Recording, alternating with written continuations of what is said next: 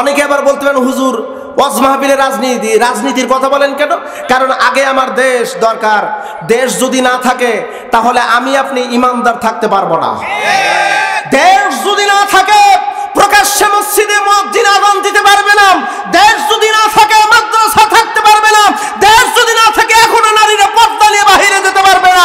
আমার দেশটাকে হেফাজত করার জন্য এইটাকে দরকার প্রস্তুত। কথা বলেন ঠিক কিনা? ৯২% মুসলমানের দেশ। এই দেশটার নাম হলো আমার বাংলাদেশ। গর্ব করে বলতে পারি এটা হলো আমার বাংলাদেশ। বাংলাদেশের মুসলিম সংখ্যা বেশি। যেখানে সকালবেলা শুরু হয় আজান দিয়ে, সূর্য যখন ডোবে তখনও আজান দিয়ে। হাজার হাজার মাদ্রাসা আছে যেখানে ছোট্ট ছেলেমেয়েরা তেলাওয়াত করে কোরআন। প্রতিদিন হাজার হাজার তাফসীর মাহফিল, কোরআনের মাহফিল, আজিমুস শান ওয়াজ মাহফিল হয়, যেখানকার মানুষ ধর্মপরায়ণ বেশি। এই দৃশ্য ভারতের ওই উগ্রবাদী সন্ত্রাসী জঙ্গি হিন্দুরা ওরা সহ্য করতে পারে না, যার কারণে একবার নয় দুইবার নয়। আপনারা ইতিহাস কতটুকু জানেন আমরা জানি না। 1971 সালের যেই যুদ্ধ সংগঠিত হয়, এই যুদ্ধটাও কিন্তু ছিল ইসলামকে কেন্দ্র করে, বাংলার মুসলমানদেরকে কেন্দ্র করে কিন্তু যুদ্ধ সংগঠিত হয়েছিল। পাকিস্তানিদেরকে তারা দেওয়ার মূল উদ্দেশ্য হলো ভারত জানতো এখানে যেভাবে পাকিস্তানরা বসবাস করতেছে, রাজত্ব কায়েম করতেছে, এই দেশ তো কোরআনের দেশ হয়ে যাবে। কোরআনের দেশ যাতে না হতে পারে যে কোনো কায়দায় যে কোনো ফন্দিতে তারা পাকিস্তানিদেরকে সরায় দিয়েছে। মূলত আমাদের আক্রোশ হলো বাংলার জমিন ইসলাম যেন প্রতিষ্ঠিত না হয়। ৭১ থেকে শুরু করে এখন পর্যন্ত বাংলার মুসলমানদেরকে নিয়ে কঠিন ষড়যন্ত্রে লিপ্ত আছে ওই সাম্রাজ্যবাদী উগ্রবাদী ভারতরা। কথা বলুন ঠিক কিনা? যার দৃষ্টান্ত আমরা কিভাবে বলবো? ৫৩টা বছর ভারত আগ্রে শাসন করেছিল এই বাংলার জমিনে। স্বৈরচারী ফেসিবাদী খুনি শেখ হাসিনা ৫ই আগস্টের বিজয়ের পর এবার দেখলো আমাদের তো সবকিছু হারায় গেল। আমরা তো আর আমাদের আধিপত্য এখানে বিরাজ করতে পারবো না, আমরা প্রতিষ্ঠিত করতে পারবো না, ইসলামকে নির্মূল করতে পারবো না। তাই দফায় দফায় বিভিন্নভাবে বিভিন্ন কায়দায় এই দেশটাকে ষড়যন্ত্রের একদম বিশাল করাজালের ভিতর নেওয়ার ব্যাপক পায় তারা। আপনারা কি চান এই দেশ ভারত এসে বসুক? এইটা কি আপনারা চান? জোরে বলতে হবে, আপনারা কি এইটা চান? প্রিয় ভাইরা, আমরা একটা কথা বলি, আমাদের জীবনের শেষ রক্তবিন্দু থাকতে এই বাংলার জমিনের ১ ইঞ্চি মাটি কোনো দেশকে নিতে দেব না। এই দেশের ভিতরে কোনো শাসন স্বৈরতন্ত্র কায়েম করার জন্য শেষ রক্তবিন্দু পর্যন্ত লড়াই করতে রাজি আছি। কারা কারা রাজি আছেন হাত উঁচু করে আল্লাহকে একটু দেখান।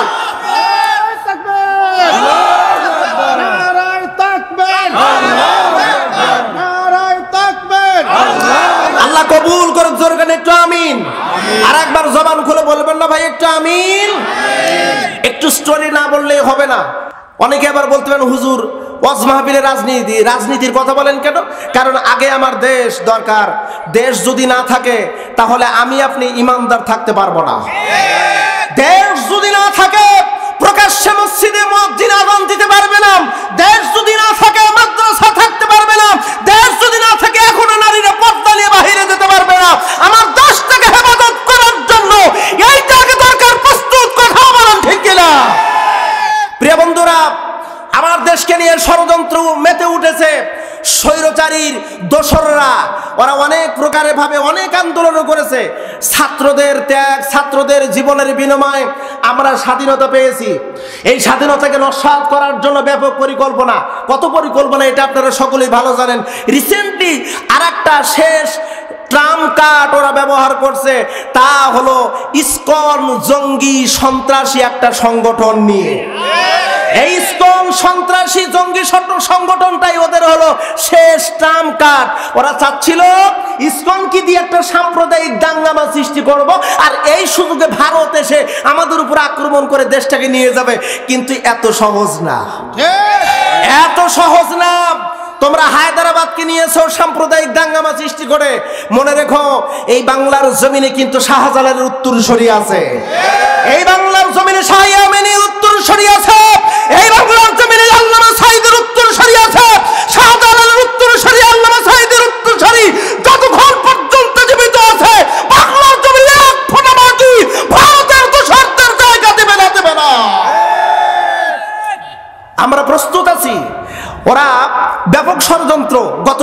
দেখে আসতেছি ভারতের উগ্রবাদী হিন্দুরা বর্ডারে এসে আন্দোলন করতেছে, আমরা বাংলাদেশে ঢুকবো, এটা ওদের পরিকল্পনা।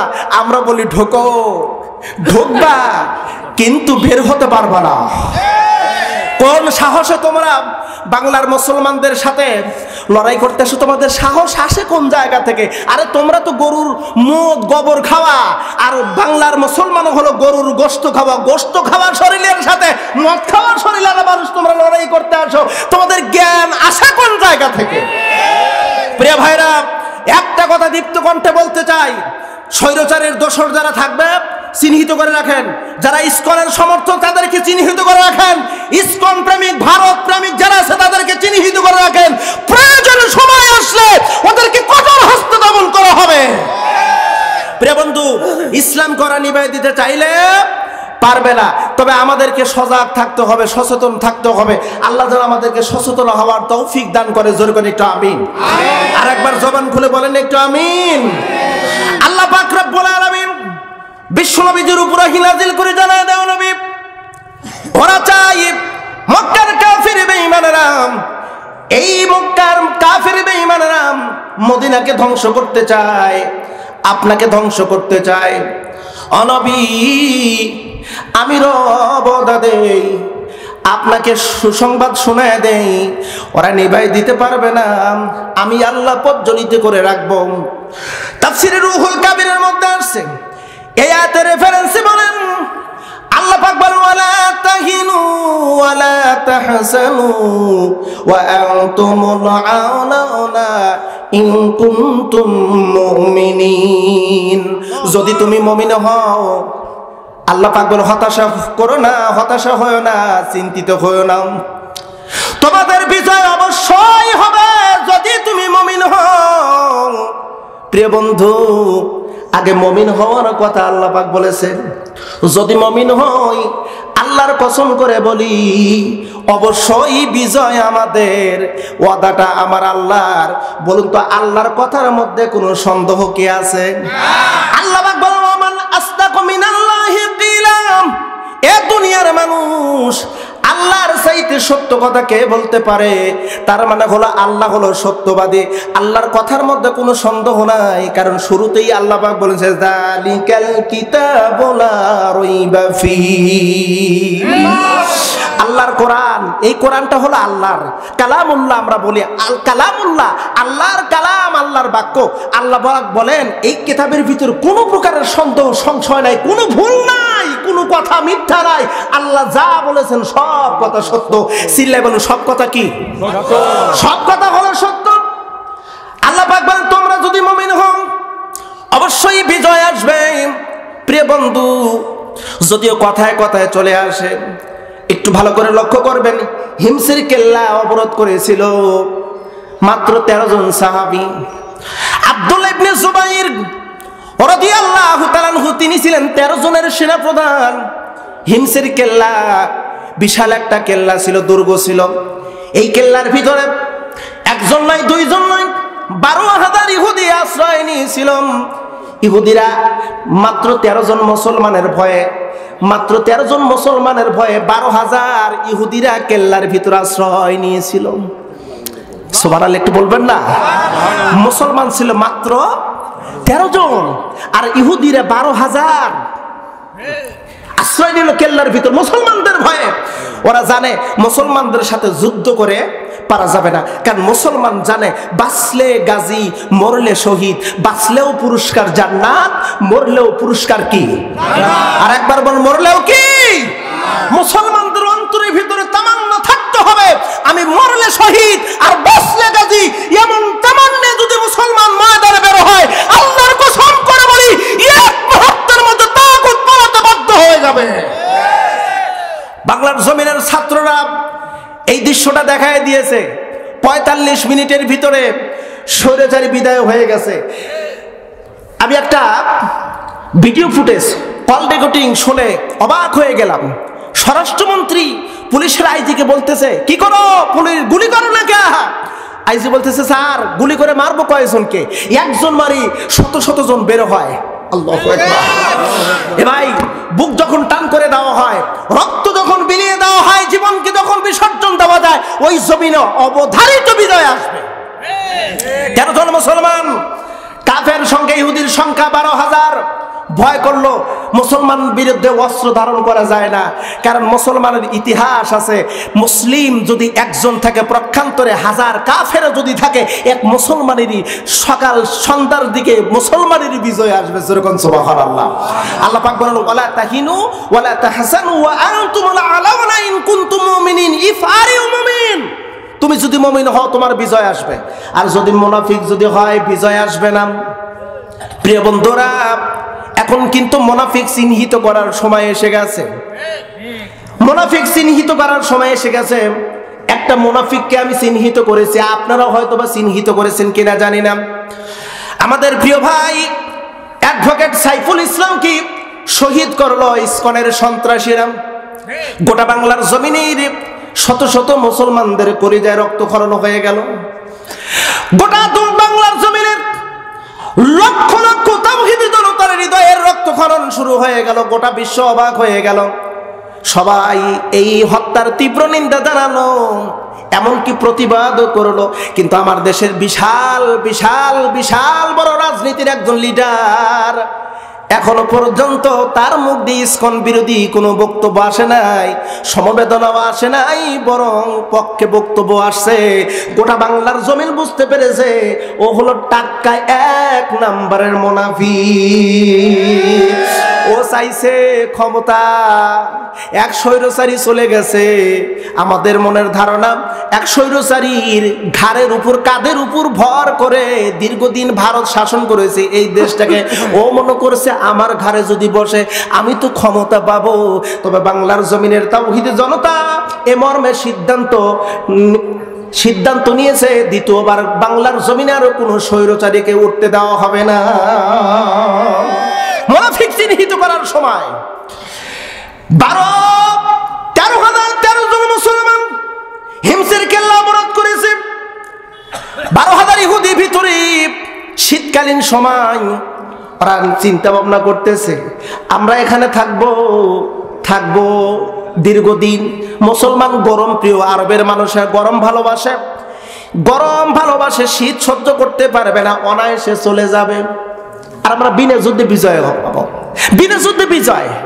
আসলে মুসলিম যারা, তারা পিছু হাঁটার নয়, এরা পিছু পা হয় না। মরতে রাজি আছে, জীবন দিতে রাজি আছে, কিন্তু কোনো তাগুতের কাছে মাথা নত করতে রাজি নাই। আমরা দেখেছি আমাদের অনেক নেতা ফাঁসির দড়ির সামনে বলা হয়েছে আপনি রাষ্ট্রপতির কাছে ক্ষমা চাইলে আপনাকে ক্ষমা করে দেওয়া হবে। বলছে মৃত্যুর মালিক, মৃত্যুর ফয়সালা হয় আসমান থেকে, জমিন থেকে নয়। জমিন থেকে ফয়সালা হয় না, ফয়সালা হয় আসমান থেকে। আমি তার কাছে কেন আমি ক্ষমা চাইব? আমার রব যদি এই ফাঁসির দড়িটা আমার মৃত্যু হয়, এটা আমার শাহাদাত। চিল্লা করি আল্লাহু আকবার। দীর্ঘ লম্বা একটা সময়, প্রচন্ড শীত, হিমসের সেখানে বেশিরভাগ সময় শুধু শীত। 13 জন মুসলিম দীর্ঘদিন অবরোধ করে রাখলো। ইহুদিরা যেখানে খায়, সেখানে ঘুমায়, সেখানেই পায়খানা করে, বের হওয়ার সুযোগ নাই। এক পর্যায়ে 13 জন মুসলিমের একজন সেনাপ্রধান, নাম হলো আব্দুল্লাহ ইবনে জুবাইর রাদিয়াল্লাহু তাআলা আনহু, তিনি এবার বলে উঠলেন, ওগো আল্লাহর নবীর সাহাবীরা, এভাবে কি অবরোধ করে থাকবে না কিছু করবে? বলে কি করা যায়? বলে আক্রমণ করতে হবে। বলে পাথর দ্বারা, শ্বেত পাথর দ্বারা নির্মিত এই বিল্ডিং, এই অট্টালিকা কেমনে আক্রমণ করব? বলে আল্লাহ রসুল একটা শক্তি শিখিয়ে দিয়েছে, যে শক্তিটা ধারণ করলে আমার মনের বিশ্বাস আমরা এই বিল্ডিং আক্রমণ করতে পারবো, আমাদের বিজয় একদম সুনিশ্চিত। সাহাবীদের মধ্যে একজন বলে উঠলো, তাহলে আপনি বলুন সে শক্তিটা কি? রসুল শিক্ষা দিয়েছেন। কি শিক্ষা দিয়েছেন? আব্দুল্লাহ ইবনে জুবাইর বলতেছেন, দেখো সেই শিক্ষাটা হলো লিল্লাহে তাকবীর, আল্লাহু আকবার। আমি লিল্লাহে তাকবীর বলবো আর তোমরা আল্লাহু আকবার বলবে। দেখো আল্লাহ কি বিজয় দেয়। সিল্লাকে আল্লাহু আকবার। আমার এই ঘটনা পড়তে পড়তে তখন আমার শাহজালাল ইয়ামানি রাহিমাহুল্লাহ তার একটা হিস্টোরির কথা মনে হলো। যখন গৌর গোবিন্দের যখন একটা পটভূমি সিলেট, এই সিলেটে যখন রাজত্ব করতেছিল গৌর গোবিন্দ, যেখানে মুসলিম যদি গরু জব করত, এই গৌর গোবিন্দর লোকেরা ওই মুসলমানকে জব করে ফেলতো, যেটা এখন বর্তমান ভারতে চলতেছে। কথা বলেন, কথা বলেন। ভারতে যেটা চলতেছে, মুসলমান গরু জব করলে মুসলমানকে জব করা হয়। ভারতের ওরা আসলে হিন্দুত্ববাদী যারা, একটা জিনিস মাথায় রাখবেন, হিন্দু ধর্ম আর হিন্দুত্ববাদী দুইটা কিন্তু আলাদা। হিন্দুত্ববাদী যারা, তারা মনে করে যে হিন্দু ধর্ম সবার শ্রেষ্ঠ ধর্ম, বরং মুসলমান নিধন করলেই এটার ভিতর কামিয়াব। আর যারা হিন্দু, তারা এগুলো উগ্র সন্ত্রাসীতে বিশ্বাসী নয়। ওরা মসজিদে তালাবদ্ধ করে দেয়, মসজিদ ভেঙে মন্দির করে দেয়। যেমন আমরা দেখেছি বাবরি মসজিদ ভেঙে রাম মন্দির স্থাপন করলো। এখন আবার নতুন ষড়যন্ত্র। ষড়যন্ত্রটা হলে কি? ষড়যন্ত্র হলো আজমির শরীফের নিচে, ওখানে নাকি আজমির শরীফের ওই জায়গায় নাকি মন্দির ছিল আজ থেকে 400 বছর আগে। অতএব আজমির শরীফ ভেঙে দাও, মন্দির নির্মাণ করো। কত বড় হিংসু, কত বড় হিংসার আগুনে জ্বলছে ওরা। দেখছেন, একটুবার চিন্তা ভাবনা করে দেখেছেন কত বড় মারাত্মক সন্ত্রাসী। গৌর গোবিন্দর দেশ সিলেট, শাহজালাল ইয়ামানী রাহিমাহুল্লাহ তিনি যখন আযান দিচ্ছিলেন, আল্লাহু আকবার, আল্লাহু আকবার, এতটুকু শব্দ চিল্লায় বলবেন একটু আল্লাহু আকবার। গৌর গোবিন্দর কানে যখন আযান শুনেছে, দৌড় দিয়েছে, নদীতে ঝাঁপ দিয়েছে, ঝাঁপ দিয়ে দুনিয়া থেকে বিদায় হয়ে গেছে। লিল্লাহি তাকবীর, আল্লাহু আকবারের পাওয়ার এতটা বেশি, যদি মুসলমান একটাবার বুঝতো আর এটা যদি ধারণ করত, আল্লাহর কসম করে বলি এই মুসলমানদের কপালে এত দুঃখ দুর্দশা আসতো না। আব্দুল্লাহ ইবনে জুবাইর তাকবীর দিন, লিল্লাহি তাকবীর, আল্লাহু আকবার বলা মাত্রই বিল্ডিং এর একটা সাইটের দেওয়াল মুহূর্তের মধ্যে ভেঙে গেল। সুবহানাল্লাহ। মুসলমান, আমি কথাটি বললাম এই জন্য, যদি মুসলিম হওয়া যায় বিজয় অবশ্যই আল্লাহ দিবেন। আর যদি এই মুসলিমের মধ্যে যদি ভেজাল যদি থাকে তাহলে বিজয় আসবে না। প্রিয় বন্ধুরা,